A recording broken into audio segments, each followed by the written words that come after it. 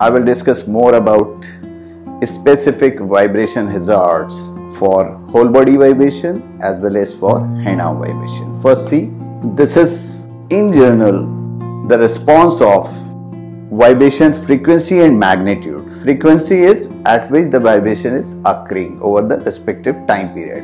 Acceleration is how peak it is going, at what pace angle the peak is being reached. So that way the acceleration for the vibration and the frequency of the vibration, these are two important parameters which plays role in understanding the response of the vibration. So this is the curve which I am showing you, will help you to understand where the whole body vibration responses are important or the hand transmitted vibration responses are important. When the frequency is very low, it is below 1 Hertz, which is generally found as the pitching or the yawing frequency when we are traveling in a car. So in that case, we experience kind of what we call motion sickness.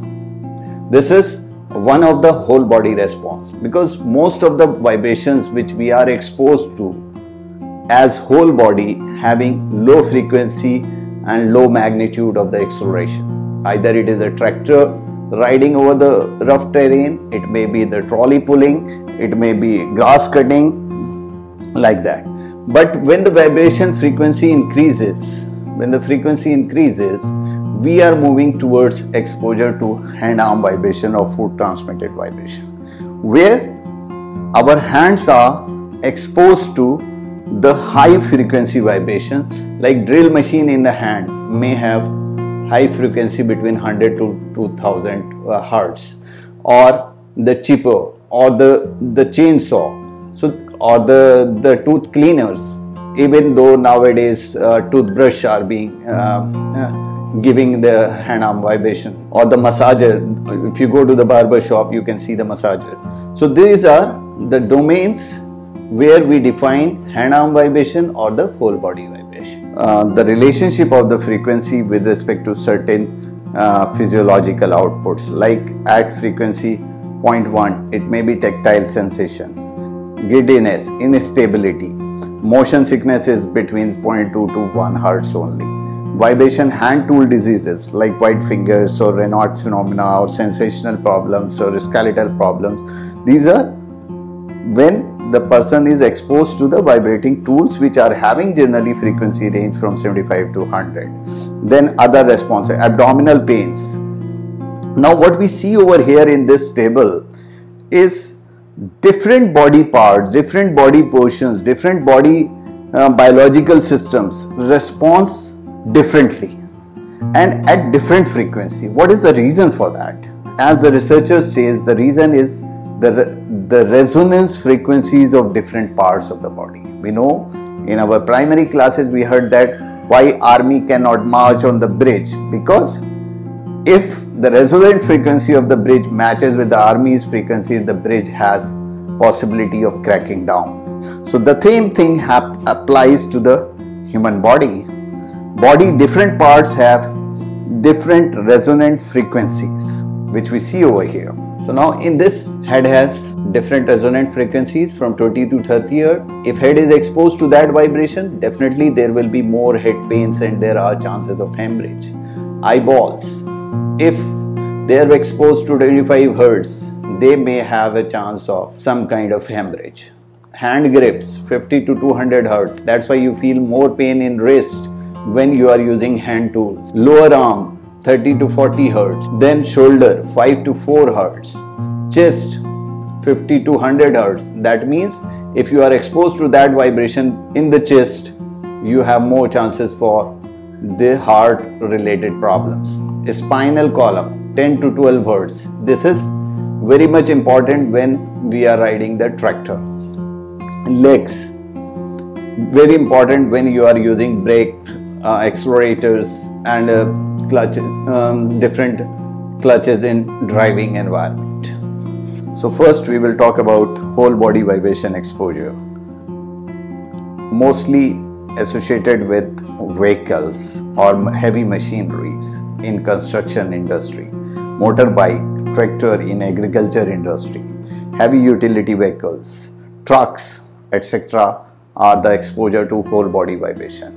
The basic problems which are outcome of whole body vibration exposures are low back pain, back disorder, problem in digestive systems, neck and shoulder disorders, circulatory diseases. Wherever there is more exposure to vibration, there may be constriction of veins. When there is constriction of veins, there will be low blood supply, and low blood supply will results in different kinds of neurological and vascular disorders. Then vestibular and reproductive effects due to exposure to low frequency vibration. But I cannot say vibration is always a bad thing. Everyone in the world has experience of the good exposure of vibration when he or she was in the lap of their parents. I used to give, when my child was crying a lot in the night, I used to give a kind of lap or giving a kind of cradle effect in the lap so that she may go to sleep.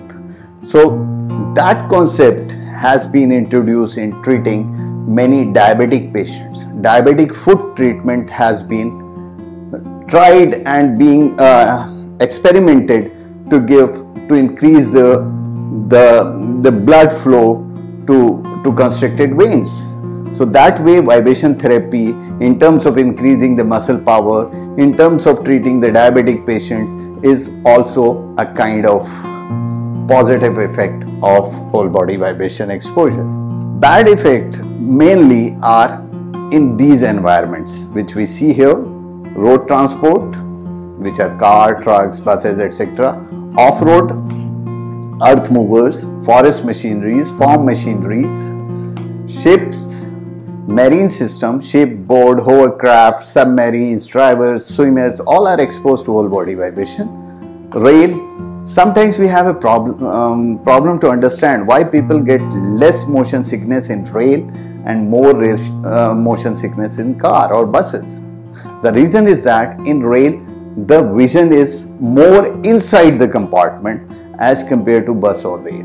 That may be one of the reasons why we experience less motion sickness in rail compared to car.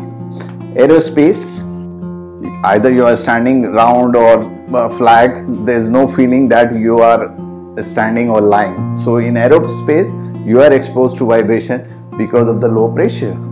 Buildings or houses or multi-story buildings, industrial equipments, mostly in workshops, persons are exposed to forklift, truck, equipment controls, etc. So see why motion sickness occurs and we resulted in vomiting. It is nothing but a confusion of vestibular senses, visual senses, and cognitive understanding. When we are traveling in a car, if we are driving, then our cognitive system is busy in controlling the driving. Vestibular and visual system are controlling the other thing, and somatry systems, body is exposed to see it, etc., is busy. So everything is busy. So it is a non-conflicting situation. But when brain is not busy in driving the car, this is a kind of reason for travel sickness for other travelers, because vestibular system senses that environment is moving, visual system says environment is not moving, you are reading the book. So in that way sensory conflict occurs, which resulted body to understand that body has been toxic, body has got some kind of poison, and the resulting is a vomiting. The reverse of these responses occurs when we are flying high in the flight. That way environment seems to be stationary, we are moving. So this kind of conflict of vestibular system as well as visual system gives a conflict into the sensory system, resulted into a vomit. That is what the basic understanding of motion sickness. Lots of studies have been done on controlling the motion sickness. However, one practice of exposing to the motion sickness as many times as possible in a slow pace, controlled pace with water and bucket, gives a kind of learning of these responses, learning of these senses to control this vomiting effect. That only being generated by giving a constant exposure intermittent exposure to the vibration environment. So now our next topic is the effect of hand-arm vibration exposure. Where do we see hand-arm vibration exposure? Either as a stone cutter at home, when we want a tiling work or stone laying work is done, or a wood cutter, or an electrician come to home, does many drillings, he is exposed to hand-arm vibration. When we go to barber shop, he does our massaging either by hand or by the vibrator over the hand, which we see over here. We find hand-arm vibration exposure at many places, resulted in white finger disease, especially in winter seasons. What we see here, a person is doing a buffing task, polishing task. So in that case, the person is exposed to hand-arm vibration.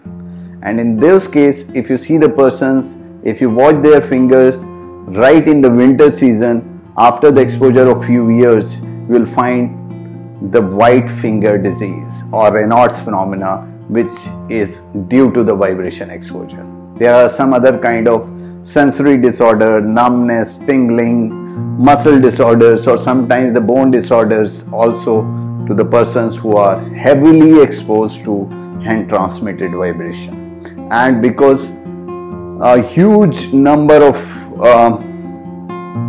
tasks require persons exposed to hand-arm vibration, therefore this disease control is very, very important in occupational tasks. So there are many kind of tasks: stone cutting, buffing, polishing, welding work, drilling work. You can see many tasks around us, many occupational and non-occupational tasks where hand-arm vibration exposure is found, resulting into neurological and vascular disorders. But I will say again that there are some of the positive effects of vibration, even though they are not scientifically well proved, but still we find a widget in the hand. The widget came into the market a couple of years ago, and it was just being sold out in the market that it is controlling the distraction. I don't know whether it is controlling or not, but it is a kind of consideration of positive effect of hand-arm vibration. Another, we go to the barber is exposed to the bad effects of hand-arm vibration, but we are exposed to good effects. So this is how sometimes we get the massage over the hand, so it is a positive effect of hand-arm vibration. So but there are little found the positive effects of hand-arm vibration, although there are major bad effects of hand-arm vibration. We have to think about it so that we can control hand-arm vibration. As engineer, as physiologist, as ergonomist, it is our duty to control these bad effects and to make the society aware about it, so that at workplaces at least they would be conscious to have a better control over these bad effects. Before ending this, I will give you an example of a study done in my lab on the control of hand-arm vibration. I hope that will give you an idea how the research on hand-arm vibration can be taken up. So have a brief look on the study, and then we will close this topic for today and we will discuss with you further. This is a study in which we see the routers. These are used by carpenters for making beds for carpentry works, like dadu bedding or bedding work, which is done, or the corners are being finished. So in this study, what is done, that the rotation of the handles which were available on router conventionally was changed into different options. And when the study was performed, it is found that what are the factors which we may control. One is the posture of the body, bending of the back is to be minimized. Second was exposure to vibration, because wooden handles were used instead of the hard material handle, so they were absorbing much vibration compared to the other handles, so there was a less transmission of vibration to the hands. So in this study, based on the vibration measurement and electromyography, which is nothing but the muscle response, based on these two parameters, the factors or orientation of the handle was optimized. So it was optimized based on the output parameters. So in the conditions where it is found less were preferred for the handles design of wooden rotor. That way we have applied the data acquisition system using NI card, we have applied the softwares using HCAD, where the human body and the tool and the workstation was simulated. Using these steps, the tool was redesigned, which could possibly give the lesser discomfort to the hand. So this was all about exposure to whole body vibration, exposure to hand-arm vibration, the basic concept of vibration, the response of the human body, and a particular study in where we had controlled the hand-arm transmitted vibration. So this was all about the basics of human response to vibration. In the coming lecture, we will see more about the recording and control of whole body vibration as well as hand-arm vibration. Till then, goodbye, take care. Thank you very much.